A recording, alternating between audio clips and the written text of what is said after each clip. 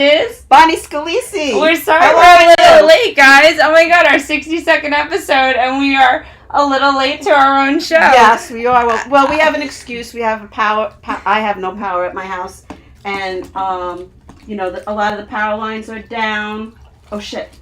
So do you have a tissue?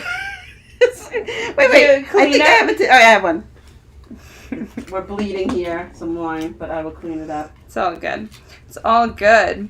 So, wait a minute. We didn't even do... You ready? Yes.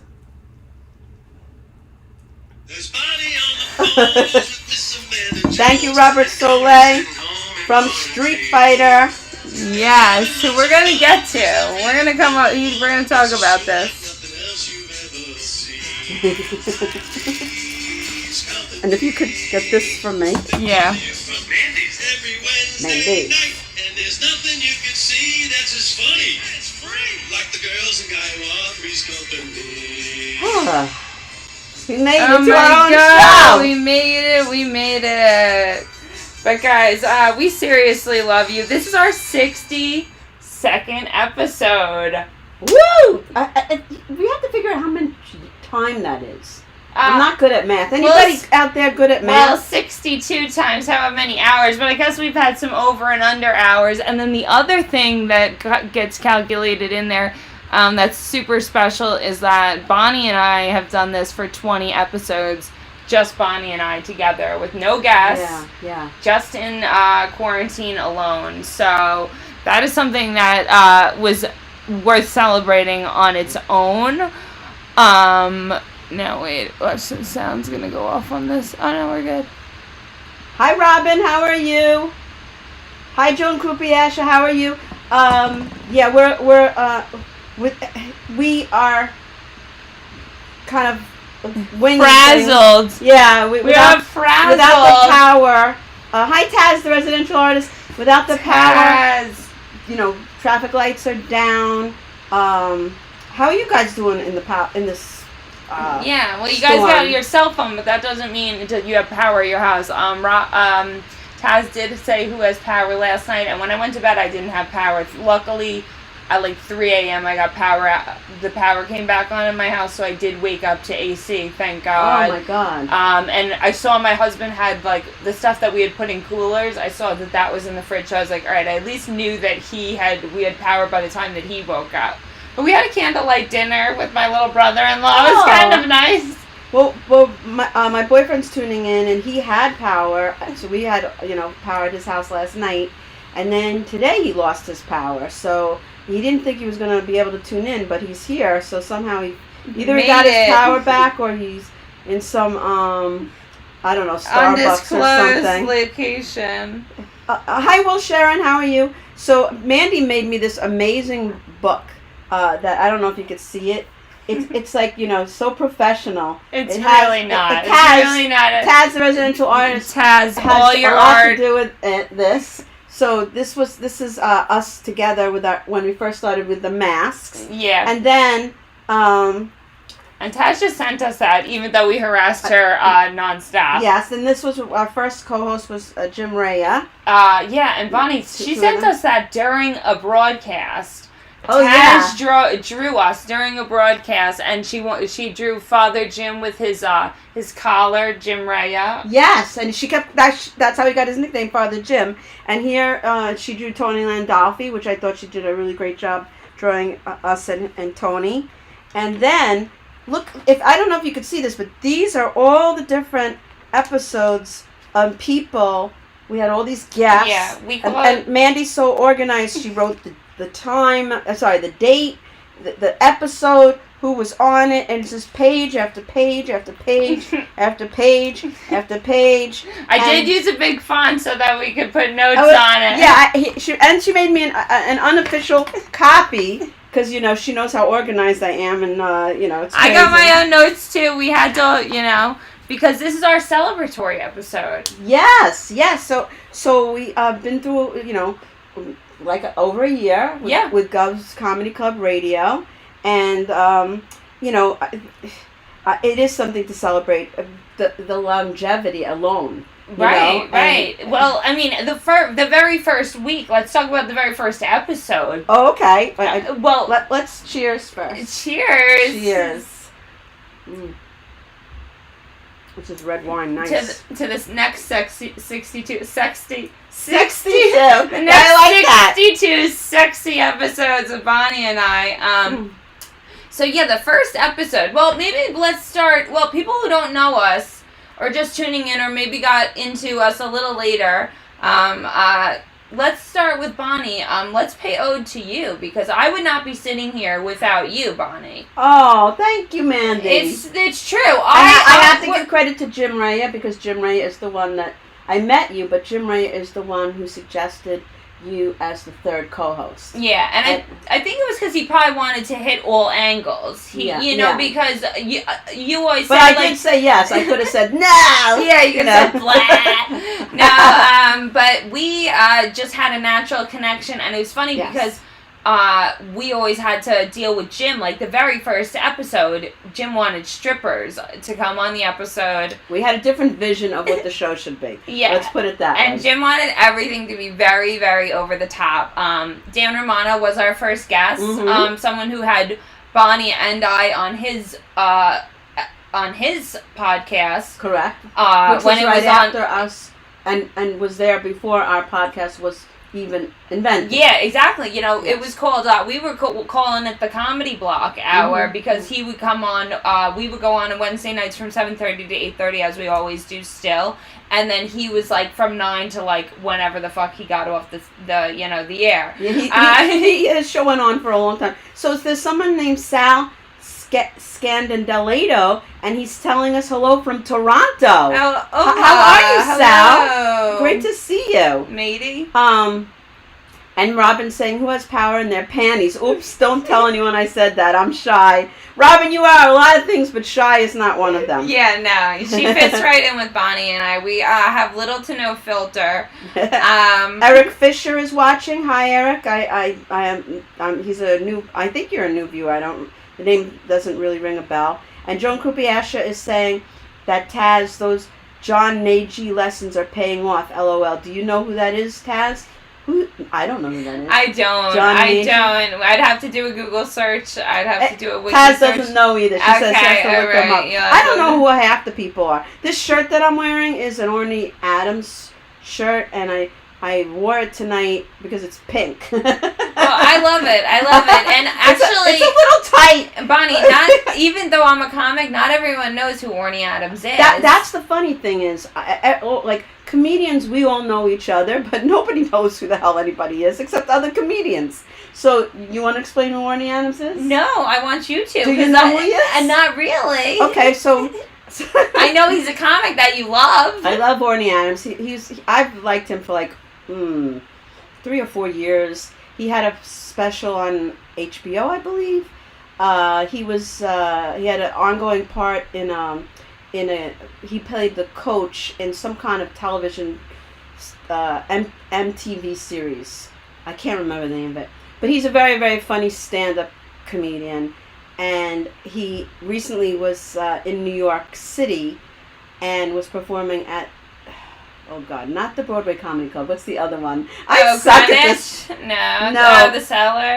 The Comedy Cellar. It's a really nice one. And I went. The big one is Dangerfield's. One of the big God, ones. I can't remember now. We're the worst. But anyway, he does a lot of comedy where he is always upset and screaming about like everything. And he screams a lot in his comedy, and a lot of people can relate to him.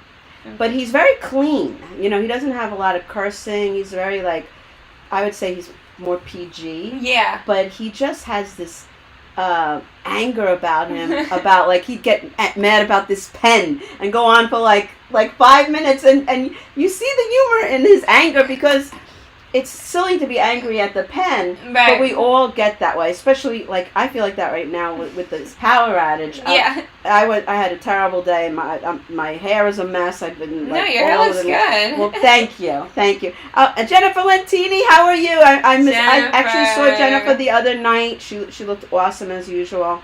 So getting back to the first episode, it was you, me, Jim Ray, and Dan Romano was Yeah. our very first episode, and we didn't have strippers on. Yeah, we did. Yeah, the We had very strippers first on episode. our first episode, and I was not.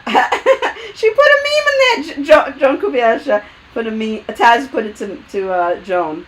I love memes, by the way, and little things. But yeah, I was not into the strippers, and Jim and I had a conflict of how we wanted the show to go. Right, because the first episode was Correct. setting the tone. Yes. Okay. Hi, Jan Brenna and Lou Prats. How are you? So yeah, the first. So basically, we were bargaining with Jim, and we said, okay, Jim, because this is what you really want, and he was saying we have to make the first show a bang, and strippers will get splash. a splash. Okay. That's what he kept saying. But a bang, a splash. He kept saying. Yeah. Like, we were in a group text message, the three of us, for But I don't mean to keep interrupting you. I'm just so No, go right excited. ahead. I'm so excited going back to it. And not that I have anything against strippers. I have or nothing or against Jim strippers. Raya. Or Jim Raya. That's not the vision I had for the show. And I'm the one that got the show thanks to, okay, this is, you're thanking me, so let me thank the people. Okay. First, Richard Grillo, who is a young comic. If it wasn't for him, I wouldn't have, I knew Rich from the open mics. And I wouldn't have known, I was just flipping through my phone, which was new to me, and I saw Richard Grillo on the Knock 'em Dead show. And I typed something in, and Eric Shevland just said, someone named Bonnie Scalisi just said, cool. Like, and I'm like, they're talking about me on the show? Because this was all new to me. Yeah, I know. It's like And you're there. I was literally in the car, and I pulled over because I was like in shock. And Richard's like, yes, I know Bonnie. And then Eric goes, do you suggest that we have Bonnie as a guest on our radio show?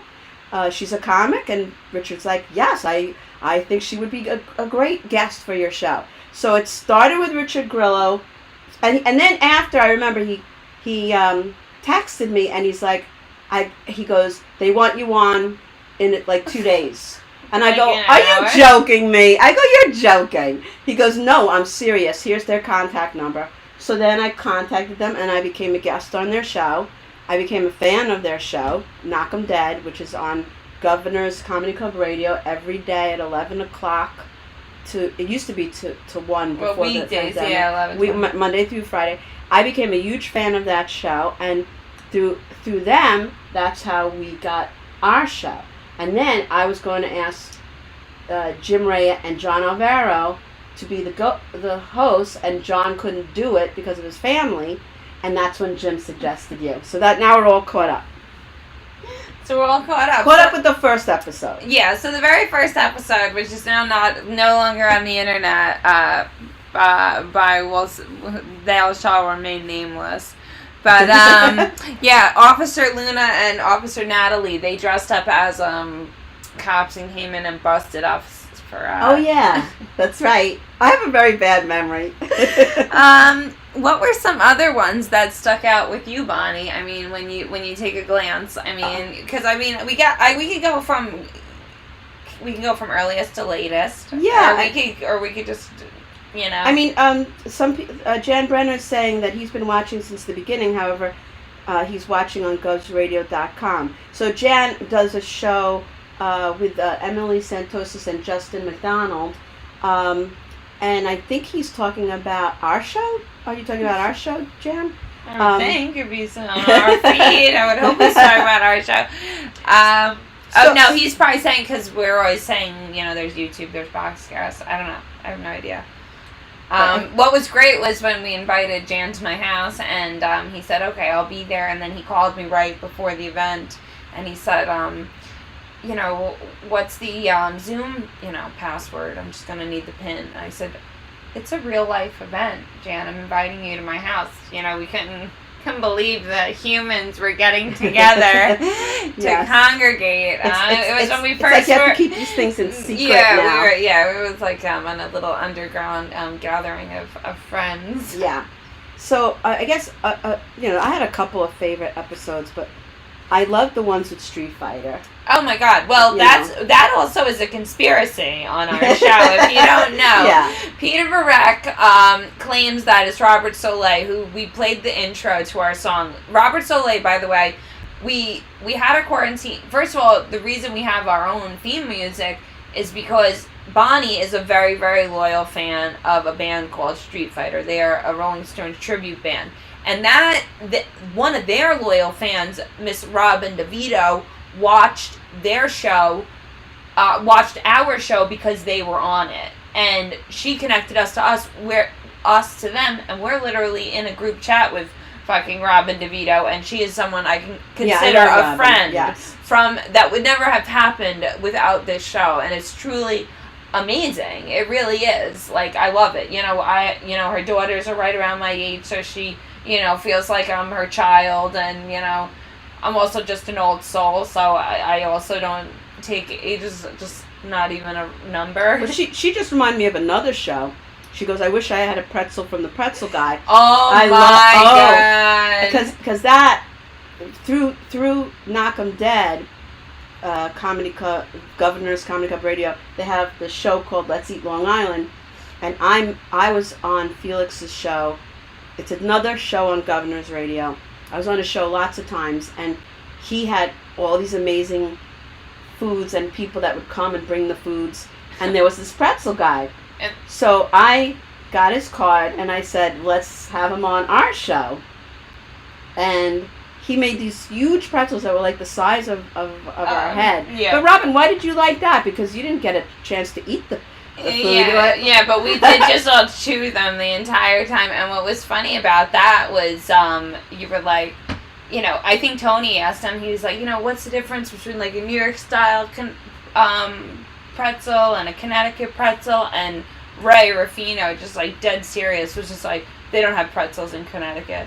Like straight up, like what they're calling a pretzel in Connecticut, it's blasphemy. Like it doesn't even. It's like pizza in different places. Yeah, I've heard. I don't travel anywhere. I just heard this from other people.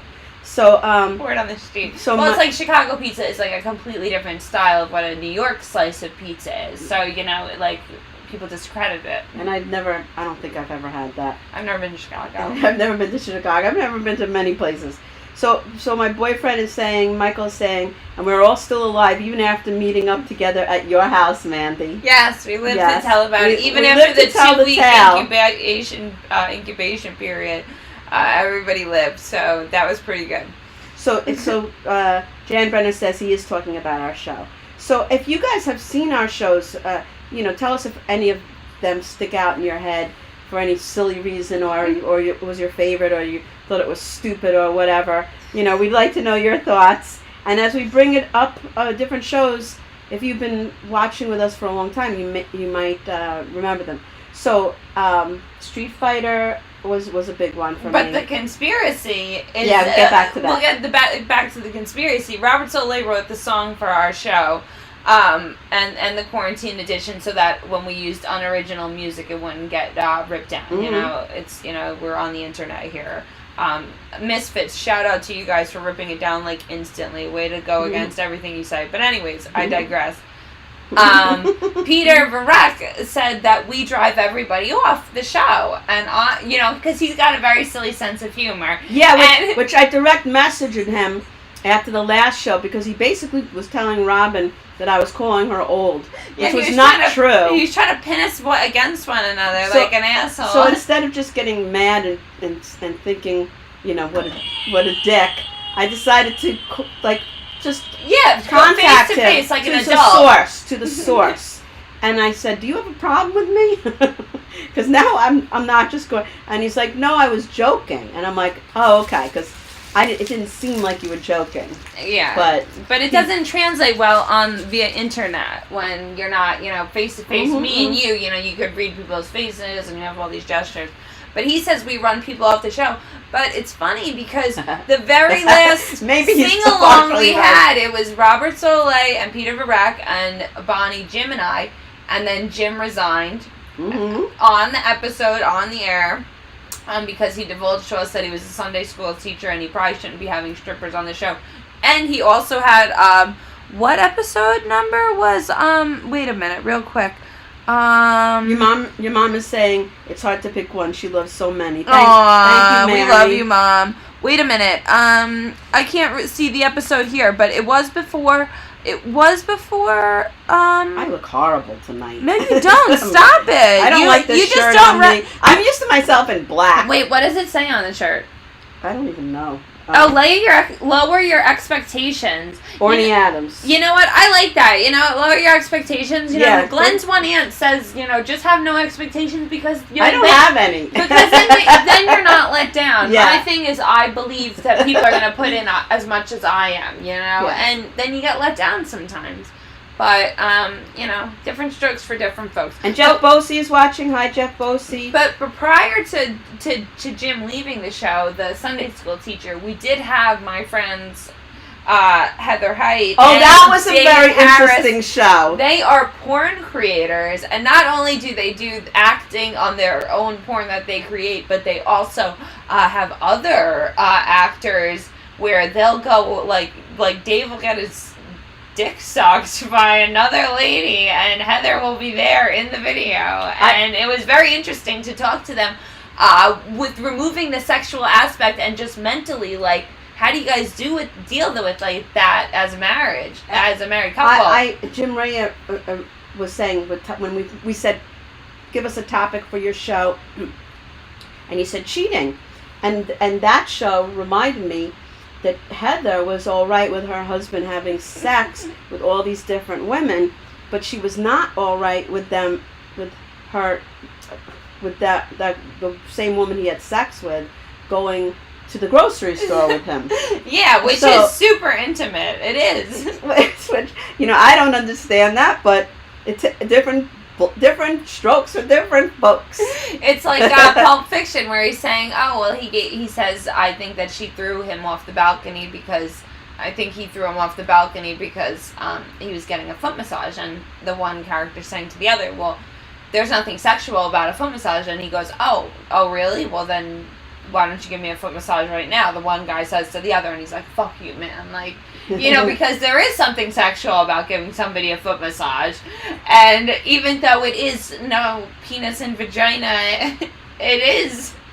And she's saying having an intimate conversation and doing a daily errand like that. She said, or having a slice of pizza even. And she's like, oh, what did you, go talk? Like, would you have, a conversation? Yeah, I remember. I was in shock after that episode. So Lou Pratt is saying, I remember something, but it wasn't from this show. I remember when Mandy went to the mall with someone and was just walking up to people. Oh, that was Esther Forrester. Oh my God! And asking them questions. I thought that was hysterical. Esther Forrester. I love Esther and Mandy. Guest on our show. Yeah, she's been a guest a couple times on our show. I should either have my glasses or I should have a bigger. I was saying they're going to get killed. These two. That they would go up to these strangers. They were getting pissed. I watched it too, and it was awesome. And I was watching it because I was getting ready to call 911 if they got into a fight. Well, it was literally about an hour long where Esther goes, let's just go to the mall. And she's like, I love Esther's ideas. Yeah, she's like, I just really want to just ask people, how their life is like, and she was kind of like, it was funny because, the one lady, we were trying to be subtle about the camera, but most people, are aware of the phone being out, as a camera. And, she was just asking people, she was like, so, how do you find a guy, just straight up, how you, just being very blatant with people, and they're, in shock, trying to sell us. It was funny. And some of them were talking to us just because it's their job to sell things, so that they were engaged in, they kept trying to steer us back to, selling of the foundation or whatever. They tried to get you back on topic. But that reminds me of the type of videos that George Gallo does. Oh, right. And George Gallo was one of our guests. Yeah. So that was another very interesting episode. He's a very unique person. I'd met him once or twice before. Yeah. But to have a talk show, and I didn't realize how fast he talks, and he kind of goes from one thing to another, super, super quickly. So that show stands out in my head. And especially he was he was sitting next to me and he kept touching my leg. And finally, very inappropriate, George, by the way. Tony goes to him because they were talking about God, And Tony started laughing, and so we looked at Tony Landolfi and like, why are you laughing? And he's like, because as George Gallo is talking about God, he's touching your leg. But then he's like, I just wanted to see if she was wearing pantyhose or not. Well, once again, that's something that's not how evasive is that. I had a guy one time. I didn't care. I was up with my sisters, visiting my sister in Boston, and I had a skirt on, and the guy goes, oh yeah, whatever, honey, and like look in the mid conversation went like that on my knee. Oh, and George Gallo calls you sweetie and honey and all that. I moved his hand, the gay guy's hand, and I said, don't touch me. I was like, do not grab my leg like that, because I felt that it was a sexual vibe. I didn't get that it was like a womanly vibe, like what you just might have got from me. Even though I'm attracted to you, and you probably might have felt something, because there are sparks there, Bonnie. But we digress. No, but the guy, he goes, oh no, it doesn't matter. I'm gay. And I go, I don't care what the fuck you are. You're not gonna touch me like that. Like, you have no right to. And it was my husband, like, who was my boyfriend at the time, was looking at me like, I love her. It's like, I didn't even need Glenn to intervene. I was just like, absolutely not. Like, do not touch me like that, sir. Well, what was one of your favorite episodes? Oh my God. Well, one of my things that stands out that's hilarious is Chris Roach is an absolute sweetheart. Oh, and we just did a show with him. We just did a show with him. Yeah, if you look on our Facebook, you'll see pictures of us with I actually, the way I was situated in the lineup, I didn't actually get to see Chris perform. I was right before him and right after him. Which was and insane, right before him. Because you were like, I can't believe this. You're like, look at this lineup. I was squeezed between two headliners. I was squeezed in between Tony Landolfi, either went before me and Chris Roach ran after me, or Chris Roach ran first and I was in between. You were like, look at how great I was this like, You're like, look at how cool. hilarious this is. This was like one of the coolest things I've ever done. Yeah, awesome. But what one of the things that came up on the show is I don't know, I don't really give a fuck if you're famous or not. I don't really care about anything. So I ask people about, do you believe in the great beyond? Do you believe in God? And so I was asking him, like, what are his thoughts on, like, the mediums and, like, the afterlife and being able to, like, contact, the afterlife. And then we got talking, and he said, it's really funny. He's like, you only ever hear positives. Like, the mediums are always like, yeah, your dad said everything's great, wear the bracelet, it's very like, and then he progressed with the thought of, he's like, maybe like everybody that's in heaven that we think is so great and they're only sending positive messages, maybe they're like being kind of held like at gunpoint. Maybe they're like hostages in heaven. Said that? Yeah, I thought he was paneling. Oh my God, I don't remember that. I thought he was literally I thought he was doing a joke that he Peter Varek is tuning in. Oh, Peter. We were just talking about Peter, you, we were talking about your conspiracy theory and how you are actually the person that drives men off our show. Peter Varek is from Street Fighter. Yeah, thank you, yes. Peter, for tuning in tonight. No, but yeah, so he was saying that we only ever get good messages from people in heaven, and like maybe they're being held up hostage, and maybe they're like maybe they're like to the mediums, are like, tell them everything's all right, just tell her to wear the bracelet, tell her everything's all right up here. You like, tell I don't remember that. And I thought he was literally doing I was laughing so hard that I thought he was doing a joke that he had already done on stage, and he's like, no, that's called paneling, honey, and like, I'm not. This is all real. And my little brother-in-law took it one step further. Oh, her brother-in-law is so cool. Oh, he's the sweetest. His name is Darren. I love him. But he's so sweet. We were talking, and he was like, what if, like, how, like, you're like, oh, every time you see a dime, that's like, you go, oh, that's, someone from heaven saying hello to you. And we're like, oh, maybe they're like locked up and that's their like commissary money. And like every time we see a dime, we're really supposed to like putting it like into like somewhere like specific, and we're like, oh, grandpa's thinking about me, like put it in my pocket. Meanwhile, it's like, it's a message from them, like it's like ransom money that they earned up in heaven that they're sending down to us. Like, it's interesting because we've done so many shows, and like that happened, and I was in the room, and I don't remember any of it. Well, which is sad. Oh, Heather, your cousin is watching. Can everyone please share the show? If you don't mind sharing the show, if you don't know how to do it now, like me, and it only goes to Messenger. Share it when it's over, because Heather always shares the show. Every time I see her name, that reminds me. And Peter is saying he's not saying a word. And yeah, watch your P's and Q's, Peter. Yeah, mind your P's and Q's, but I'm probably going to see you like this weekend or the weekend after, so you're going to have to see me in person. But when I finally have a divorce party, I'm having Street Fighter perform at my party.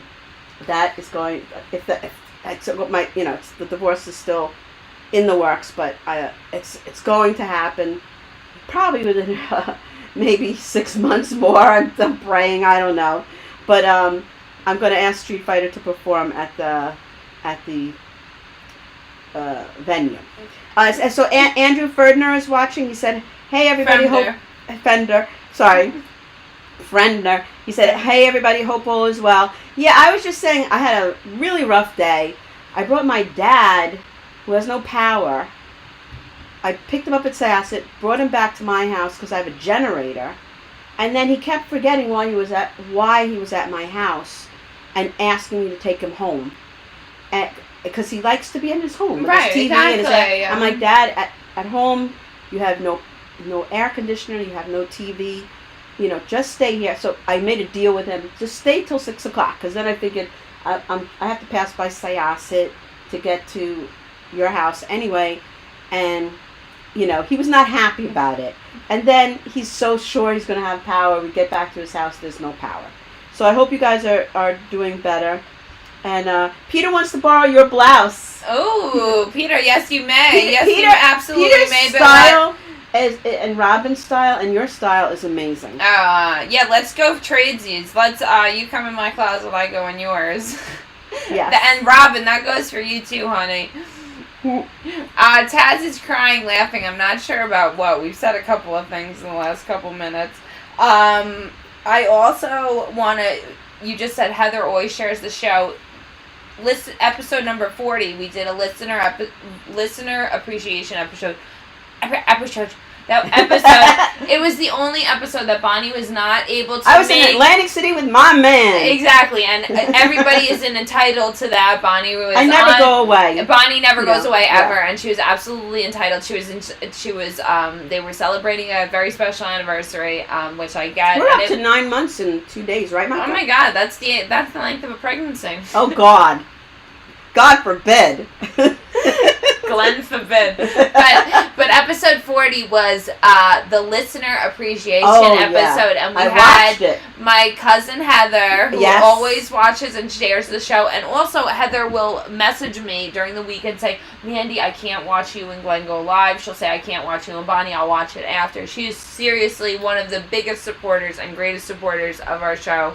Well, we're going to be going back to the studio soon, and we'll be having guests again soon. Oh, well, we will do it. We will have different comedians that we've had on before, new comedians. Yeah. And we are very we're what do you call? How would you describe us? We are interested in anything that's new, old, in between. Like we're very diverse. We're very diverse here at Three's Company Radio Show. We try to. And mix it up. That was part of you and Jim would say. Jim would say, "Oh, not about Heather," but because that was before. That was when Tony was our host, another host. But Jim would always say, "Oh, no name guest." No name guest. And Jim would get me so freaking mad. We had so many fights. It was like we were married. At 3 a.m., the three of us would be in a group chat being like, "Jim, and I love Jim. I love Jim. We love you, but he was very you're bossy. You're a fucking idiot." And he would be like, "Your no-name guest." And meanwhile, I got a bunch of people that he would consider, okay. I guess the biggest guest we ever had as far as well-knownness was Mark White. So can I tell the story about Mark White? Well, just people who don't know who Mark White is, that's a basis for the Spin Doctors. Yeah. Little miss, keep Right. So what happened was, again, it goes back to Knock 'em Dead Radio, because I'm a big fan of Knock 'em Dead Radio. If you don't watch them, you should. They're on at 11 o'clock, governorsradio.com. Is that right? Yeah. And, I would get up every morning early, put the boys on the bus, and do my hair and watch Knock 'em Dead. And just like you guys are talking to each other in the feed, we became like a little family. Right. And this guy, Mark White, who I had no idea who he was, we started, it was a political thing.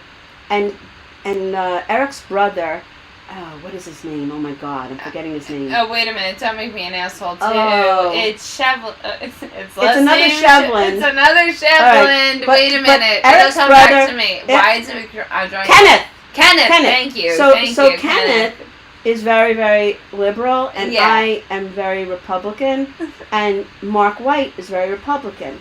And me and Kenneth and Mark White would argue with each other in the feed, and this guy was always like solidly behind me, and I am like a deer in the headlights when I'm being attacked, and I forget, I don't have the words. I think of them later, Yeah. and but Mark White is really good, like with the comebacks. He was really great. So we became Facebook friends after, and I still had no idea who he was. Yeah, you buddied up with him. Yeah.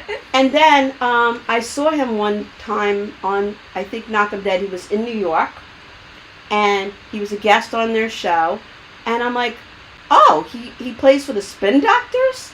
And I just literally said, I messengered him, I'm like, you want to be on our show later tonight? And he said yes. So it was it just happened to be a political show. It wasn't planned that way. Yeah. We had planned to do a political show anyway. Yeah. We had Josh Schaefer on, who Yeah. was going to be the liberal part. Me and Jim were the Republican part.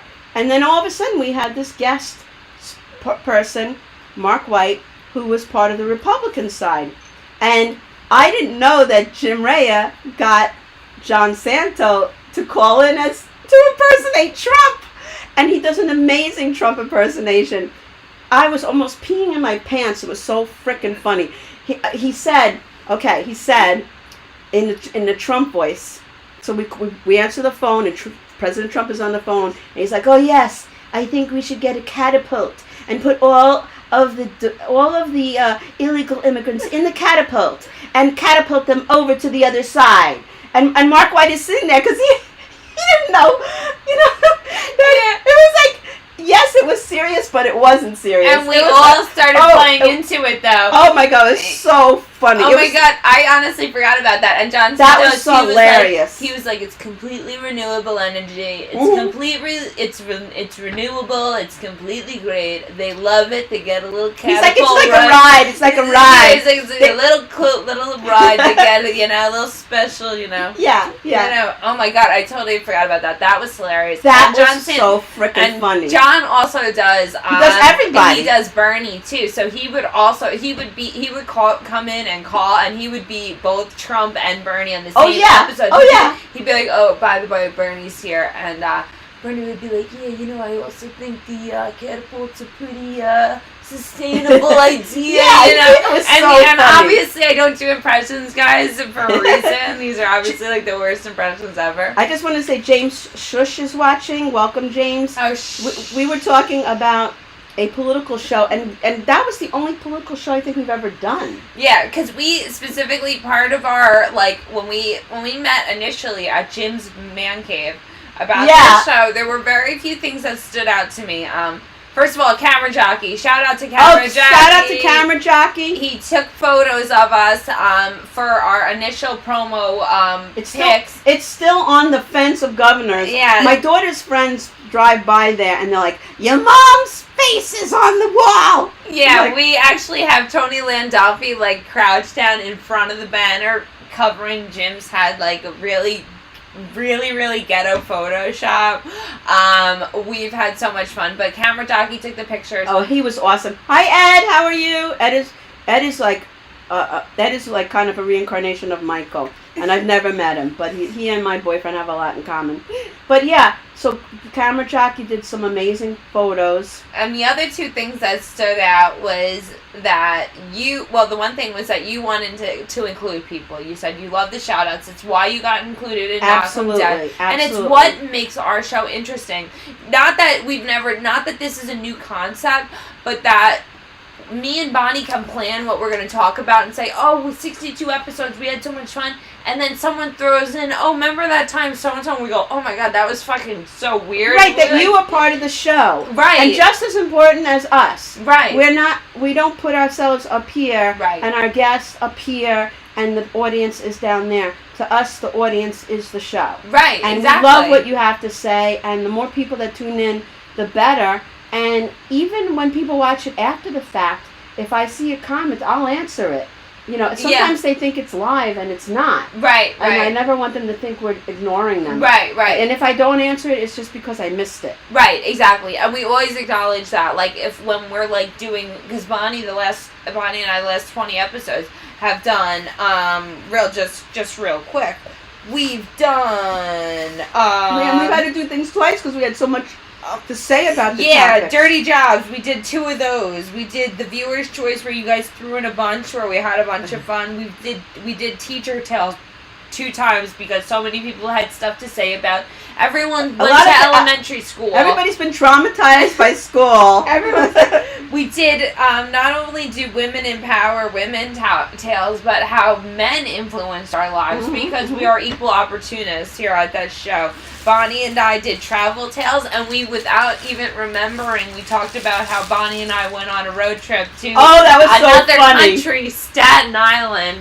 We're in New York, by the way, guys, which is Staten Island is just another part of New York. We went to every toll booth you could imagine. Bonnie and her soon-to-be ex-husband, literally, he was like, are you guys kidding me? Like, I spent like $600 going through every toll. We went through the Carry tunnel twice. I owe you money for that still. No, but he was just saying that because he keeps track of shit. Well, and yeah, it was like, oh, you're spending $14 at the Hewell Carry for $14 at the Hewell Carry tunnel. It's like Triborough Bridge, $16. It's just like ding ding. He's like getting notifications on his phone. Like, where the fuck are they doing? Like, it was so funny because, you know, you're young and smart and you have the GPS. And I've been to Staten Island because a friend of mine still lives there. No, she doesn't live there. We lost touch, but I knew how to get to Staten Island. And you go over the Verrazano Bridge. I knew it was and south. She started heading towards Manhattan to the Lincoln Tunnel. I got nervous. And I was like, what is Mandy doing? But I was like, I don't want to say anything because, you know, she's driving and she must know what she's doing. So I will be quiet as we head to Manhattan. But you did. You go, just to be sure, I'm going to put it in my GPS to be sure. And I'm like, no, it's fine. The issue was I just was so nervous that we were like late that I was. And we were like one of the earliest we people were there. like 7 hours early, by the way. But we're responsible adults. Yeah, we don't take people's time for granted. And we're very reliable people. Right. So we were like, we're gonna leave super early. We're gonna have time to like get there and be lost and have fun and get there. And so we ended up going out for Japanese food because we were so early. Yeah, thank you for dinner, by the way. That was great. My pleasure. We sat and talked for an hour and a half, and we still beat the producers of the show to the fucking. That's right. And Esther was in that show too, and so was Keith Fitz. A bunch of people that we knew were in the show. Yeah, that are great Vinnie comics. It was so fun. Yeah, you can find that. I'll have to dig that up and repost that because that was great. That's really good film footage of Bonnie and I. That's our first. That's my first TV appearance. Mine was with John Alvaro and Jim Raya on another network. That wasn't. I'm not going to say the network on this one, but I love how Ed always says hello to us. Hey, he always calls us two hot broads. She's hot. We are. Are you kidding? Bonnie's so hot. I appreciate Ed. Wait a minute. Wait a minute. She's wait a minute. I've been meaning to do this because this is 62 episodes. I love you, baby. I love you so much, baby. I love you so much, baby. Now Jim would like that. If Jim was watching, that would have made his night. Jim, you gotta watch Jim Ray, we'll have to tag him. Jim, you know what? I'm going to tag him right now. Jim, yeah, you just missed the kiss of the century. Jim Ray, here we go. That's as much as I could do without Michael's consent. Because Glenn gives me free reign on her, but Michael and I haven't really talk about that. We're only 9 months in, so. All right, so we're gonna new. give Bonnie another 9 more months before we ask if I can grope her on air. A lot more than that. So the next episode that we had actually goes back to this. I'm trying to change the subject. That's how much Bonnie. That's how much I turn Bonnie on, guys. So Vinnie Mara, our idea Second guest. was our second guest. A no name, nobody. According to Jim. According to Jim, no name. You know, I think Vinny is very funny and very, very stylish, like you and Peter and Robin. Like, he has a very flamboyant way of dressing and being. And we didn't pursue this because the angle was not good, but we wanted people to do their stand-up on air. That was our original thought. And he was one of our first guests who did it. Right. And he did a great job, but like when you watched it back, the way the camera was, like, the people behind the counter looked good, the people behind the desk looked good, but he looked like, I don't know, it just was not doing it for us. Yeah. And he did a great job and everything. It was just awkward in the studio. And you know, it was so sad. Well, I am not going to get into personal stuff, but his girlfriend. His girlfriend was on with him. I thought I was going to be invited to their wedding, and they're no longer together. And if anybody was like, they were like this, like, you know, joined at the hip. And, yeah, sometimes that's a sign of insecurity, Bonnie. You know, it just goes to show you that what you see is not always what is. Right, because right. I actually ran into his girlfriend in the mall with her mother after they broke up, and I was just, I was really devastated for them. Probably more so than they were. I'm like, what happened? Like you guys were like the perfect couple, you know, you complimented each other, and it just goes to show you who the fuck knows. Well, no, what, you know. It goes to, well, first of all, they're young kids. They're very, very young kids. But it just goes to show that you have many people that can compliment you over time, and it doesn't mean that a relationship is a failure. You know, just because two people break up doesn't mean it's a failure. I'm sure they both learned and grew things. And it's interesting you bring that up. Because Michael is friends with all his exes. That's a good thing. And I want my exes to die and go bald. And either one will be acceptable. Well, so. I love my exes. I don't know if I'm a villain or a hero in their stories, but I love dearly that both my two people that I consider my major loves, other than Glenn.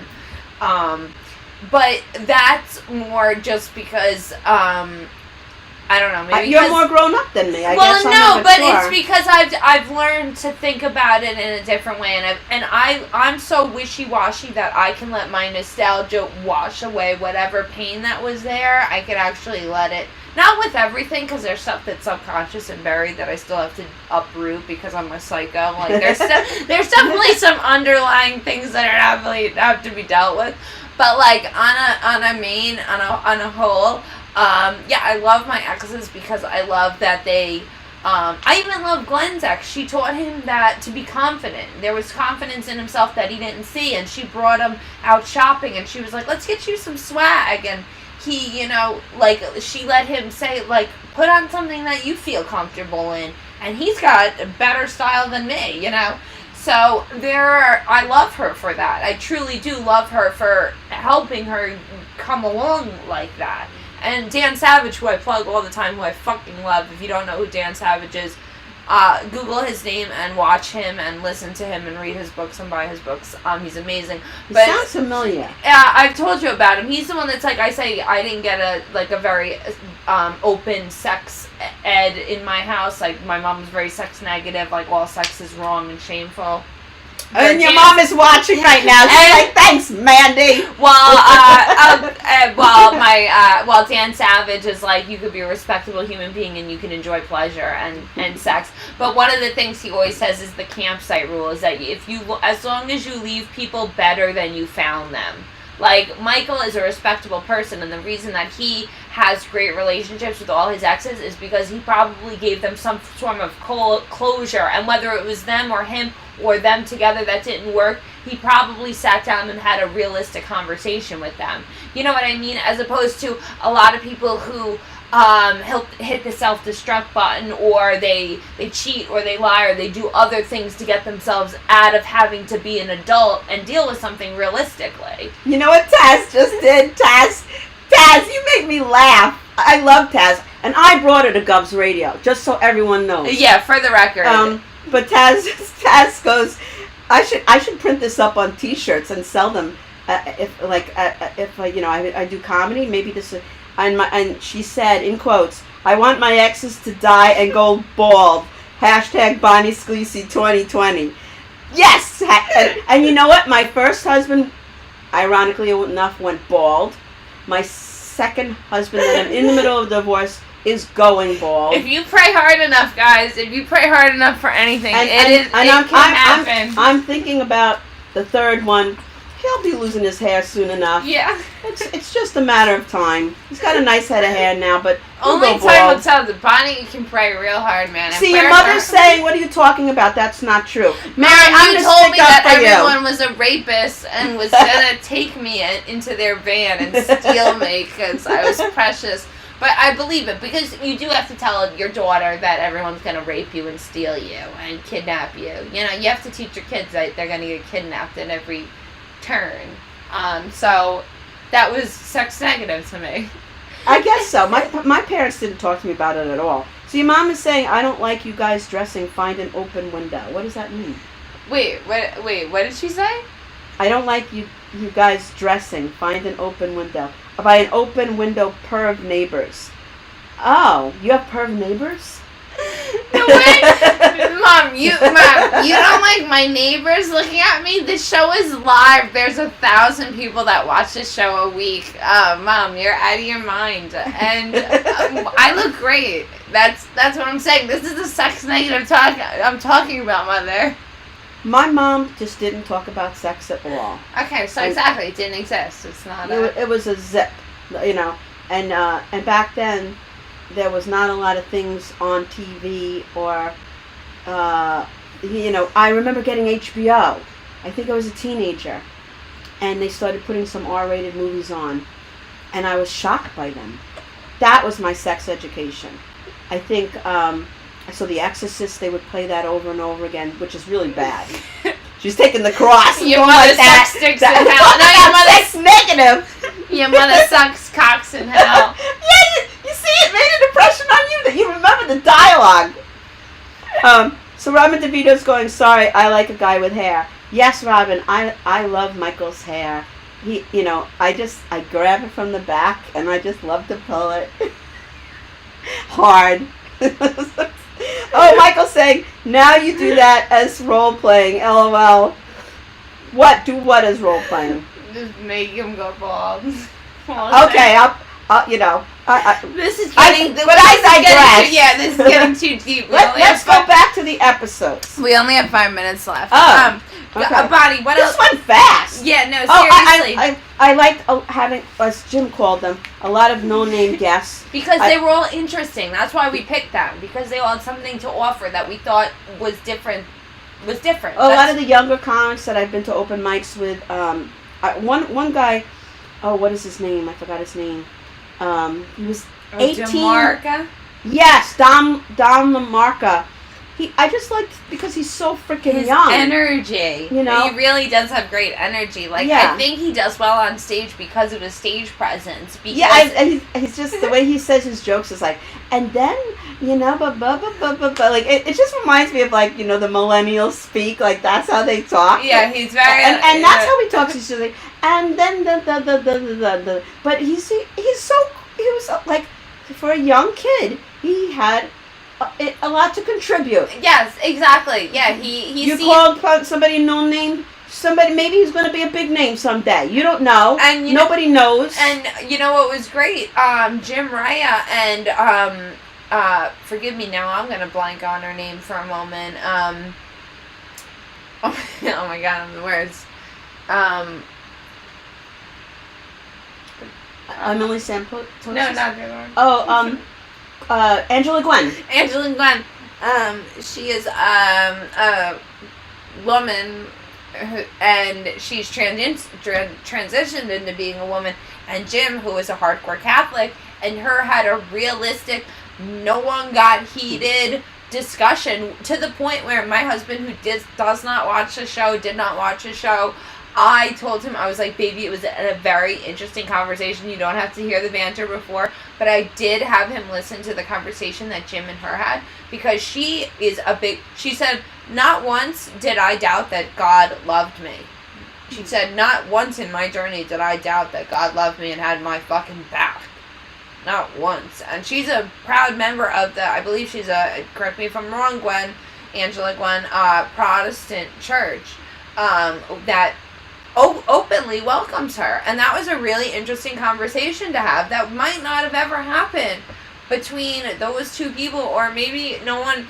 Guys, if you're not a member of Three's Company Radio Show 2, you need to be. I will repost and share the show. Share the show, and I will repost it, because it makes it really easy to find these episodes. These episodes are buried in Bonnie and I's. We didn't even do half. We didn't scratch the surface. We need to have to the 70th episode, a fucking celebration episode of all the things. Richie Byrne we had on. Oh my God. Richard Dreyfuss. Oh my God. Not Richard Dreyfuss. Richard Schultes. Oh God. We had fucking every time. We had John Candy on this show. We had fucking we had Billy Mira. Oh my God. We had so many people. Oh my God. Terry McNeely. Oh my God. We had John Battle, who I love. We had so many people. I know, we can't even name it. One of the great ones was when Fat Jay was on. Fat Jay. He wore the Jay Christopher. The Fat Jay Christopher. He wore the Three's Company Radio Show shirt, and we were taking pictures afterwards. Esther was on that show with us, and I was like, it's seriously like a billboard at this point, because he's Fat Jay. He's a big man, and he's like, you're a fucking asshole, but he's laughing and coming in for a fucking hug, but just, we've had friends and family and thank you, Kaz. People through the internet who have just found us somehow, some way, that have supported us. And Bonnie, it's fucking 8:29. Oh man, and Michael's talking about his bare bottom spankings. I've been very naughty the last couple of days, so he's been giving me a lot of spankings. I know, and I think they like talking about it live, because it always comes up. It always seems to come up. It's always and he's always talking to me about butt stuff. He's trying to like steer me towards butt stuff. In his butt or your butt? Either one, and I'm not having it. And Michael, it's only 9 months. Give her some time. That's right, Michael. It's only 9 months. Give her some time. Give her some time. That's right. He's like, oh yeah, we're only scratching the surface of what's gonna happen. There's so much more in our sexuality that's gonna come, and blah blah blah. Oh my God, you're gonna blossom like a flower, Bonnie. Yeah, like everything else. Blah blah blah blah blah. Oh my God, guys, it's 8:30. Thank you for joining us. Please share the show, and when we get back into the studio, we will have guests, and we'll be talking to Tony Landolfi, and we'll let you guys know what's going on. And we're really looking forward to the future. Yes, we love it. And Bonnie, cheers again. Cheers to the 62nd episode. 62. And not 69, 62. And 20 together, and 62 more to come, and then 62 after that. We're not going anywhere, guys. We fucking love you all. Thank you for watching us. As I just get us off here.